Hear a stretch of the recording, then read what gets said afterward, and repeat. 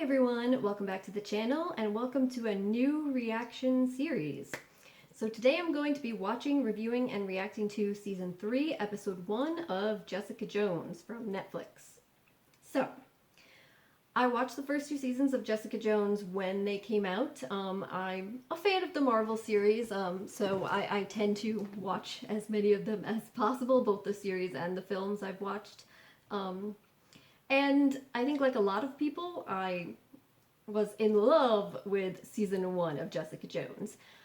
I thought that Season 2 was a decline in quality, but I don't think that I disliked it as much as a lot of other people did. But I think that it's just another one of those situations where you're comparing a season to a first season that was just such high quality that it's hard to have it live up to that, if you know what I mean. But I'm still excited to see how this goes in the third season. We'll hope for the best. I just think it'll always be impossible for them to top Season 1, but you know, you never know, we'll see. So if you're new to my channel, I do have a Patreon where I have people who support me, and if you're interested in receiving early access to Jessica Jones videos, as well as videos of a ton of other series that I'm doing, I'll leave a link in the description below. My patrons are a huge help to me. They're the reason that I'm able to continue doing this, and I really appreciate them very much. I try to be active on there, so if you're interested, feel free to check it out. If not, not a big deal, because we can just chat and watch stuff here on YouTube, which is also great. And I'm also thankful for all my YouTube subscribers and viewers. So, with all that being said, I think we should just jump into the first episode, see how it goes, right? Jessica Jones, Season 3, Episode 1. Here we go. Malcolm. Mrs. Chin move out? To a retirement community. Upgraded. Is that the dessert? Yeah, there. You remember Jessica? Oh yeah, from next door. Hi. Oh, Jessica. Have a good night. Yeah, she's had fallings out with Malcolm, with Trish. Okay. Okay. Definitely not in a good place at the beginning of the season. But, you know, she's not really in a good place most of the time, I guess. You saved the girl. Ah. Costa. Is that what I did? The mom called and said you got her daughter back. I'm guessing she said a lot more than that. Yeah. She may have referred to you as part of the female anatomy.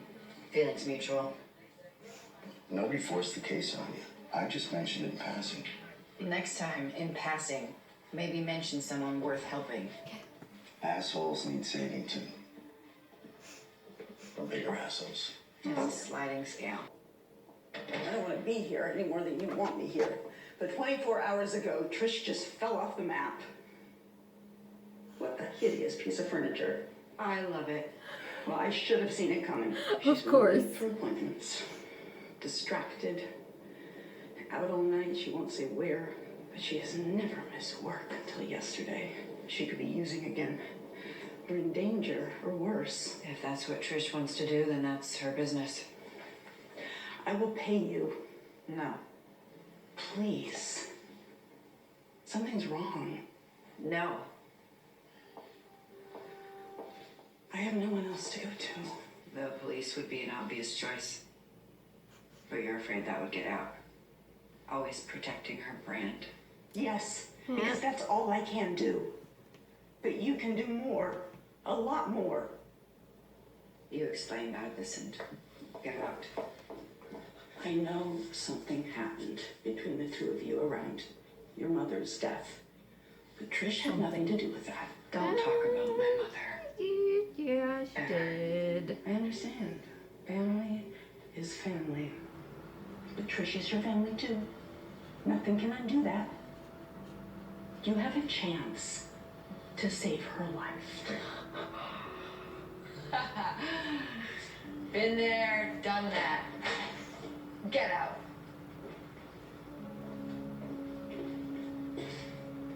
Trish was the only good thing about you. Nice. Look the other way.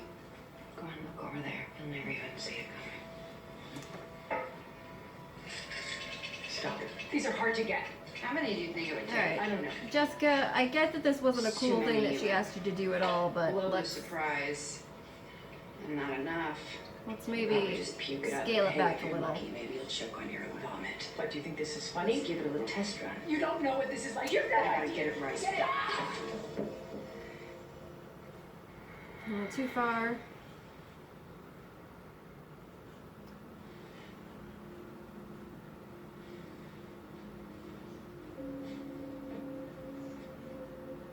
This is what I planned for myself. I had people around me. No one can plan for this. I need to get ready for work. I will look into the video. It's okay, I'll deal. I'll take care of it. Trish? Text me her credit card numbers and bills. The last person who saw her. Jesse? Amelia Earhart. Names and contacts of her friends at work. Oh, thank God. You do that. Are her security door codes still the same? She doesn't have a security door at her new place. She moved? She sold her condo and everything else she owned. Text me her address. Well, I got a key. I'll meet you there in In an hour. In the morning. Thank you. Just bring a big fat check. friends and family discount. Sleep it off. You sleep it off. Oh god, the same. Oh, at least she's keeping fit. Oh my god. Dorothy, I don't think you're getting it.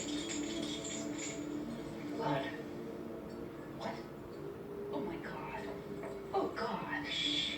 Being What's fit. that mean? It means shut up. Training. Get the hell out of there.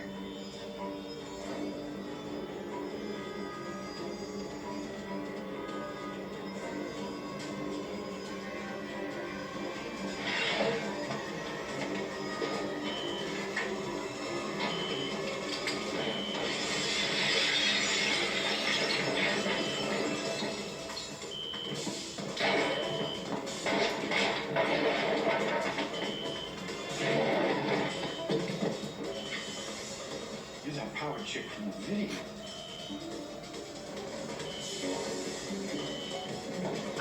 Get out of my way! Like how I will. Are you crazy?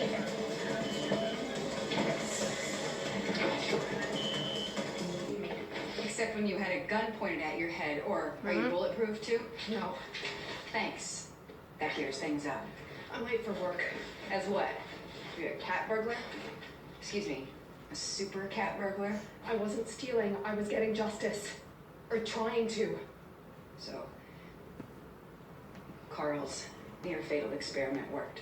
I would have told you earlier if you'd returned any of my calls. You know why I didn't.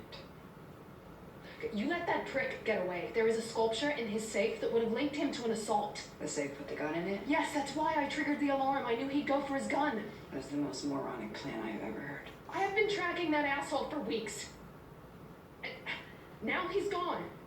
So maybe it is better if you just stay out of the way. Why? Because you're a hero now? Yes. The world's moral compass who knows good from bad? Maybe. And now I am finally equipped to do something about it. So it was worth it then. It's pretty self-assured. What you did to me. Because you got what you wanted. You don't get it, Jess. You're free.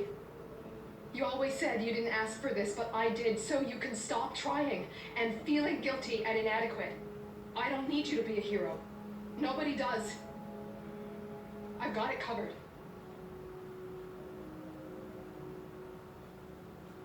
Your mother is looking for you. Call her so I can get This with her. happens. Everything is terrible. Optimism is a lie. Expect the worst. Positive. Jesus. Thanks for the pep talk. It's reality. I accept it and proceed accordingly. To low expectations.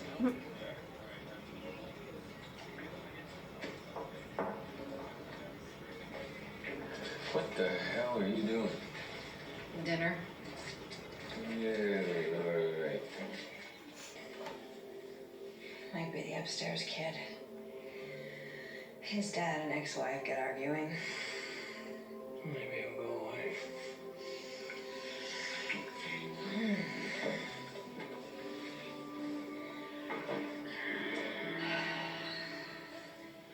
Must be a bad one.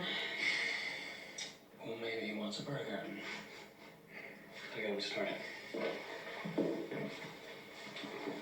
Vito, why are you up so late?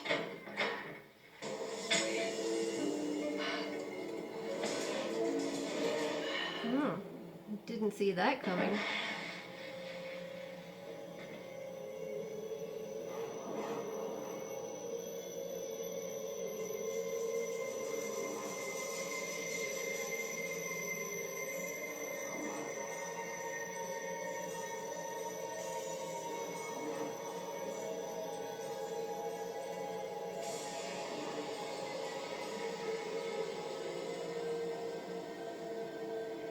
Sometimes there's no question, no doubt. You know what you're looking at.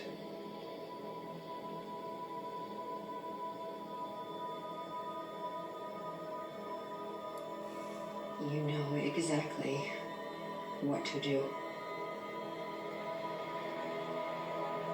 Get the bad guy.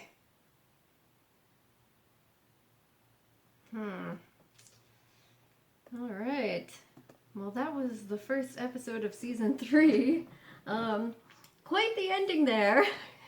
I was going to say that overall it was a fairly kind of slow episode, which is not surprising for a first episode of a season. You gotta kind of lay the groundwork for what's to come, catch up on where exactly everybody is since you last saw them, and that's predominantly what this episode really seemed to be about. But then, of course, at the end, they hit us with a big kind of shocking event that I definitely didn't see coming.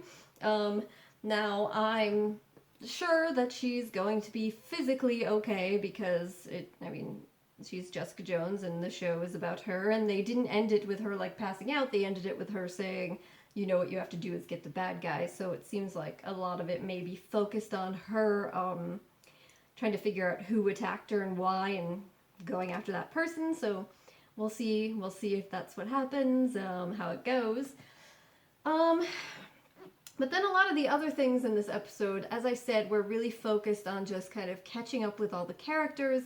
And the big thing we see to start off is that Jessica has had basically a huge falling out with the people that were most important to her, significant in her life. Malcolm, and most intensely with Trish, because of Trish being responsible for her mother's death, regardless of whether that was necessary, justified, or not. It's obviously, you know, that's your mother, it's going to cause a conflict. But it does seem that Trish has been trying to reach out to Jessica repeatedly, and Jessica's been shutting that down to the point where when Dorothy shows up, at first she's saying, you know, Trish is in danger. I think Trish is in danger. I don't know what happened to her, that Jessica's still like, no, I don't want anything to do with that. And it takes her a little while to come around to the idea that she should go and look for her. So there's clearly a lot of anger there, and it's just, it's not surprising because Jessica has a lot of anger, and she tends to, it seems, hold negative opinions, hold grudges.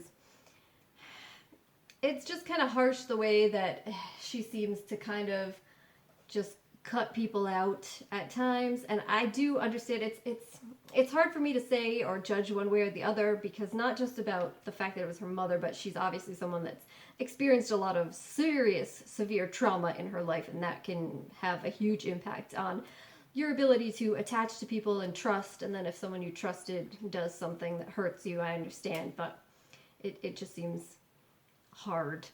And so then, like, one of the only people she still has some sort of it seems like positive contact with is Jeri, and then she just really just goes too far with her too. But then it comes back to, why is Jeri even asking Jessica? That's, first of all, it's a shitty thing to ask anyone to do, but they're not that close, and Jessica's not the person with the temperament.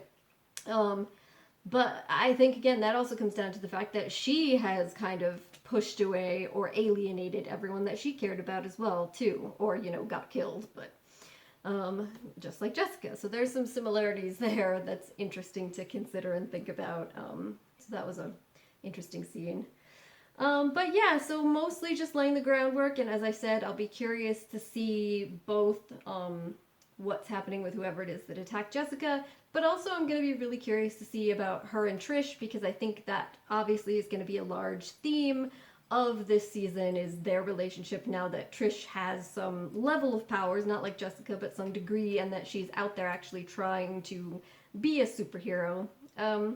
I'm not sure how I really felt about when they're having that conversation, and also in that email when Trish is seemingly so certain of herself as this moral center of knowing right and wrong.